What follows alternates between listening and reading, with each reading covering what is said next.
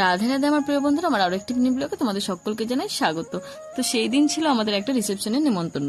সেই মতো আমরা সবাই চলে গেছি। ঠিক যখন 10টা-11টা বাজে, নর্মাল যেরকম বিয়ে বাড়িতে যাই সেরকমই গেছি। ভাবি নাই যে এরকম একটা পরিস্থিতির সম্মুখীন হব। তো বিয়ে বাড়িটা যেহেতু আমাদের পাড়াতেই হচ্ছিল, পাশেই, সেই কারণে আমরা সবাই শাড়ি পরে গেছিলাম, আমাদের পাড়ার সব মেয়েরা আর কি। তারপরে এমন ঝড় শুরু হলো যখন প্রায় 11:30 মতো বাজে, ঠিক সেই টাইমে এত ঝড়। আর এই বছরের মধ্যে মানে এটা সবচেয়ে বেশি ঝড় ছিল। কয়েক বছর ধরে এরকম ঝড় আমি দেখি নাই। ঝড়ের চোটে প্যান্ডেল ভেঙে চুরে শেষ। তারপর আমরা এখানে আটকা পড়ে গেছি। বা আমাদের বাড়িতে এরকম একটা অবস্থা, তোমরা জানোই যে বাড়ির কাজ চলছে, ভাঙাচোরা, সেটার জন্য একটা টেনশন যে বাড়ি ভাঙাচোরা আছে, ঠামা একাই বাড়িতে আছে, যেহেতু পাশেই বাড়ি, সেই কারণে আমরা সবাই এসেছিলাম। তো আমরা খেতে বসেও পড়েছিলাম, মানে যখন ভালো ছিল আর কি, ঝড় আসার আগের মুহূর্তে।